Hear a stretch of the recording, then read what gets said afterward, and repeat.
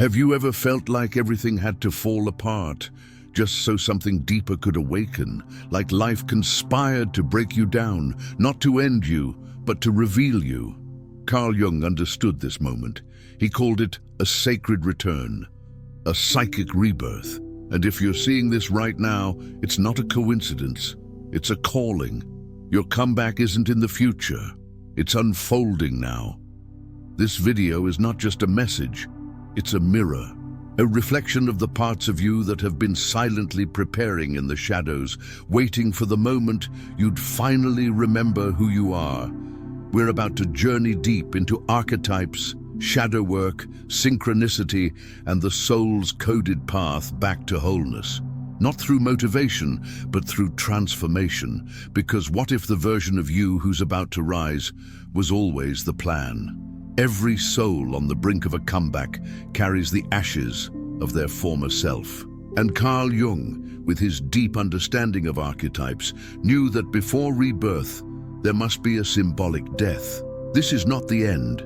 It's the dissolution of who you were, so that who you truly are can emerge. Like the mythical phoenix, your fall was never failure. It was fire, a necessary burning away of illusions, identities, and attachments that no longer serve your expansion. The phoenix doesn't rise in silence, it rises in radiance, because its death was sacred. Jung saw this pattern not just in myths, but in the psyche itself. He believed the unconscious orchestrates events, even suffering, to push us toward wholeness. Your breakdown wasn't random. It was a coded initiation, embedded with symbolic language only the awakened can read. And you're reading it now. What if your pain was a rite of passage? A divine dismantling designed to unearth the real you, the eternal you. The Phoenix archetype whispers this truth: you must burn to shine.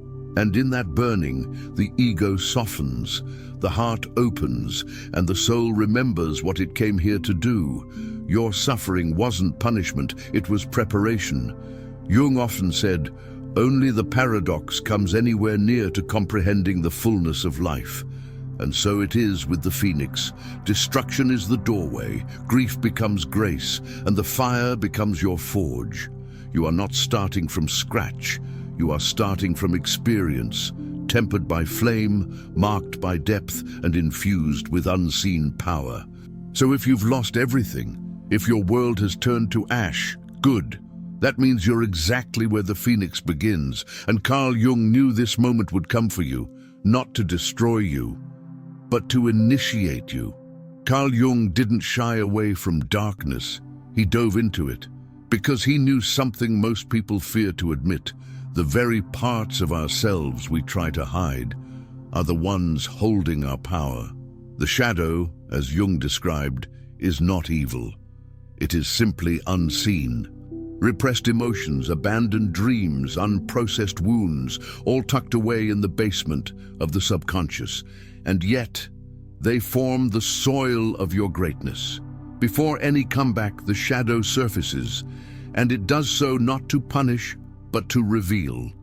It shows you the beliefs that have shaped your limits, the fears that have silently driven your decisions, the inner critic who whispers, "You're not enough." Jung taught that to integrate the shadow is to reclaim our wholeness. It's where the comeback begins, not with perfection, but with radical self-honesty. You were never meant to conquer your darkness. You were meant to sit with it, to learn from it, to understand that your rage is the voice of a boundary never set, that your anxiety is the echo of a future unclaimed, that your guilt may not even be yours. This awareness, this sacred confrontation, is what initiates transformation. And it's what Jung saw as the beginning of true individuation. When the shadow is honored, not shunned, something miraculous happens. Energy returns, creativity blossoms, choices expand.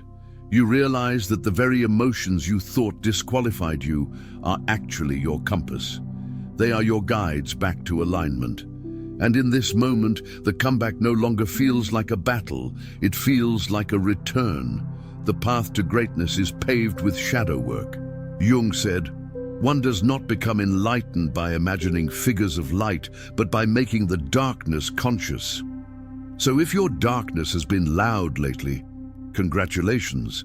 That means your soul is waking up, and your shadow has prepared the stage for your next becoming. What brought you here wasn't random. Carl Jung called it synchronicity, a meaningful coincidence with no causal connection, yet infused with purpose. Seeing this message right now, in this exact moment of your life, is a breadcrumb from the unconscious, a signal that the universe, your psyche, and your destiny are aligning to nudge you into remembrance. There are no accidents when the soul is involved. Jung believed the psyche communicates through symbols, signs, and dreams, and when you're nearing a turning point, it gets louder. A video title, a strange dream, a repeated number, or a stranger's words can suddenly feel electric. That's synchronicity. It's not superstition, it's consciousness waking up to itself. It's the inner world bleeding into the outer, the observer effect made visible in your life. You didn't find this message found you. Because something inside you, perhaps a silent prayer, a forgotten intention, or a deep yearning, sent out a frequency. And now the universe is responding. Jung would say your unconscious is orchestrating your external world to match your inner evolution. What seems like coincidence is actually a spiritual feedback loop, custom designed by your higher self. Have you noticed how these moments feel charged? Like the air shifts. That's the quantum field reacting to your attention. That's your subconscious nudging reality to present the clues you're finally ready to see. And when you follow those clues, when you trust that what's appearing is meaningful, you start living in flow. You stop forcing and start aligning. So don't dismiss this moment. Don't chalk it up to the algorithm. This is synchronicity in action, and Jung knew that when it shows up, especially during times of inner crisis or growth, it's a sure sign. The comeback has already begun. You're not lost. You're being guided. At some point, the seeker walks through a night so deep it feels endless. This is not depression. It's something older, something sacred. Known across spiritual traditions as the dark night of the soul, Jung saw this as a pivotal initiation, a descent into the underworld of the self. It strips away illusions, dismantles identities, and exposes the raw, unfiltered truth of existence. And as unbearable as it may feel, it is how the soul prepares for its return. During this time, nothing makes sense. Old dreams lose meaning. The future feels out of reach. You may question everything, your purpose, your path, even your sanity. But this is not the end. This is the in-between, the liminal space where the old self dissolves and the new self is not yet born. Jung would say, this is the moment the unconscious takes the wheel, pulling you inward so you can discover the forgotten parts of who you truly are. The dark night is the psyche's way of saying, you cannot go forward until you go deeper. It demands surrender. It asks you to sit with emptiness until you no longer fear it, to feel the ache without rushing to fix it, to stop seeking external light and instead ignite the spark within. And as terrifying as that sounds, it's the exact crucible that forges spiritual maturity. This is where the ego begins to crack, not as punishment, but as revelation. The false layers of control, comparison, and validation begin to fall away, and what's left is silence, space, stillness. And in that stillness, something ancient begins to whisper. The soul remembers. The fire flickers back to life. And from that dark soil, a new self begins to stir. Jung knew that many avoid this threshold, but those who endure it are changed forever. Because once you've walked through your own darkness and survived, you no longer fear life. You are reborn not just with clarity, but with a sacred responsibility.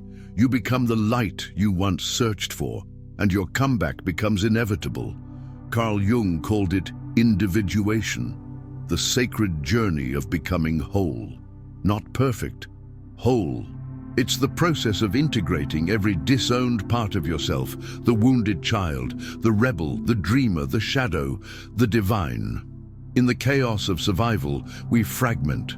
We hide what isn't accepted. We wear masks to fit the mold, but the soul craves truth.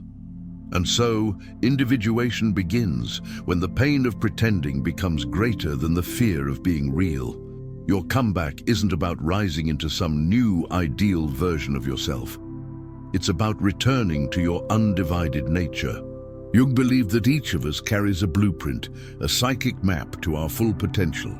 But to access it, we must confront our unconscious programming. That means questioning who taught you your worth was conditional, who told you your emotions were wrong, what dreams you buried to be loved. As you bring these parts into awareness, not to shame, but to understand, you begin to alchemize. The inner war softens. The inner child no longer needs to scream. The shadow becomes a teacher, not a threat. And in that reunion, you stop splitting, you stop hiding. You become a force, centered, embodied, whole, and that, Jung taught, is where authentic power begins. Individuation isn't linear, it spirals. You revisit old wounds with new eyes, you unlearn, you breathe deeper, you make different choices, and slowly you stop reacting from trauma and start responding from truth. That is the essence of the awakened self, not perfection, but conscious participation in your own becoming. So if it feels like you're falling apart, you're not. You're coming back together. Jung didn't want you to strive for someone else's version of success. He wanted you to become you, the real you, the one who was buried under expectations, trauma, and time. The comeback, it's not just external, it's internal, and it starts the moment you say, "All of me is welcome." There's a sacred code hidden in every collapse, every heartbreak, every wound. And Carl Jung knew trauma isn't just something to be healed, it's something to be decoded. It carries instructions, a deeper intelligence, a chance to transform not just how you live, but who you become.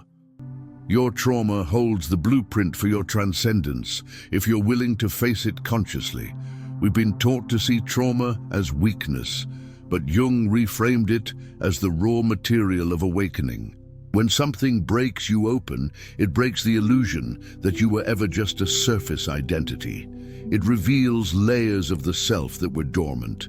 Your fears, your beliefs, your untapped potential. The very thing that hurt you might be the very thing that reveals your power. That's the paradox, the divine setup. The comeback isn't about pretending the pain didn't happen, it's about using it as fuel. Alchemy. What once drowned you now becomes your tide to rise. Jung believed the unconscious holds all experiences, meaning the trauma lives inside you, yes, but so does the key to transmute it. And when you sit with it, learn from it, breathe into it, you reclaim the energy that was once frozen in fear. This is why your comeback feels so destined, because it's not just about success or recovery. It's about initiation, about becoming someone who has walked through fire and returned with medicine. You don't come back as who you were. You come back as someone new, someone forged in pain, but not defined by it, someone awake. So if you've suffered deeply, good. That means you're holding the code. That means you're chosen to break the cycle and turn pain into purpose. That's the real comeback, not the applause, not the proof, but the quiet knowing, I turned my wound into wisdom, and now I lead from love. Carl Jung introduced a revolutionary idea that beneath our personal memories and traumas lies a deeper layer of the psyche shared by all humanity, the collective unconscious. It's not fantasy. It's a living field, a reservoir of symbols, archetypes, and ancient blueprints that shape our dreams, instincts, and evolution. And when you begin to awaken, you start tapping into this river of universal wisdom, not just to heal yourself, but to shift the world. This means your comeback is not just about you. Your pain, your story, your awakening, it's woven into something much bigger.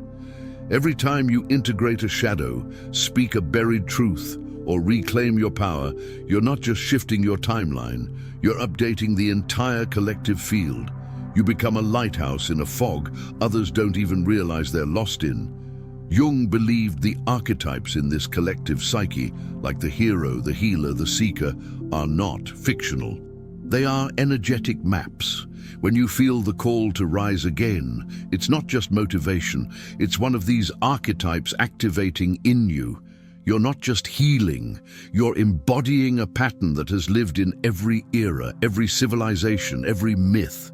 Your story is universal. The more conscious you become, the more you'll notice these invisible threads. You'll dream of symbols that feel older than your life. You'll say things that sound ancient, even to you. You'll feel called to paths and teachings with no rational reason. This is the collective unconscious speaking, and you, by honoring your comeback, are becoming a vessel for its evolution. So know this, you are not alone. Even in your isolation, you were part of something timeless. Your return is our return. Your healing adds light to the grid. Jung would smile at your awakening, not because it's rare, but because it's needed. And now, the archetype within you is ready to fully awaken. There comes a moment, after the burning, the shadow work, the dark night, the decoding, where a new self emerges. Not the old self patched back together, not a mask, but the mythic you, the version of you that always existed in potential, waiting to be embodied. Carl Jung understood that this final step of the comeback isn't intellectual, it's energetic. You don't just know who you are, you become it. The mythic self is not fiction. It's your higher timeline, the you who remembers your divine origin, who walks with clarity, who moves with intention. This version of you doesn't chase, it magnetizes, it doesn't explain, it emanates, it doesn't ask for permission, it simply aligns. And this alignment is felt in your nervous system, your breath, your choices. It's a frequency, not a facade. Jung believed that to fully individuate, one must step beyond societal roles and awaken to their symbolic life, the myth they were meant to live. You were never here to simply survive. You were meant to embody a story that uplifts the world. The comeback is the climax of that story, and now, with all the pieces you've reclaimed, you are finally ready to live it. But embodiment requires action. You must speak differently, move differently, show up as the you that you once only imagined. That means making decisions from your future self, not your past. It means protecting your peace like it's sacred. It means trusting that your energy is your greatest currency and only investing it where your soul feels alive. This is the full circle of the Jungian path, from unconscious fragmentation to conscious embodiment. You are no longer just reacting to life. You are creating it, moment by moment, breath by breath. And now your comeback is no longer coming. It's here. And the world feels it. There's a point in every soul's journey where the silence speaks louder than the noise, where the pain becomes prophecy, and the comeback is no longer a choice, it's a responsibility. Carl Jung didn't just map the human psyche, he left us keys. Keys to unlock the doors we once feared, and now those doors stand open before you. You are not broken. You are blooming through the ashes of who you used to be. Every shadow faced, every tear shed, every dark night endured, it all led you here, to this moment, to this frequency, to this remembering. You were never lost, you were becoming, and now the world is ready for who you really are. So if this activated something deep within you, honor it, trust it, let it guide you back to the rhythm of your soul. And if you're ready to keep walking this path of awakening, of power, of becoming, then like this video, subscribe to the Cosmic Awakening channel, and step fully into the mythic life that's always been yours.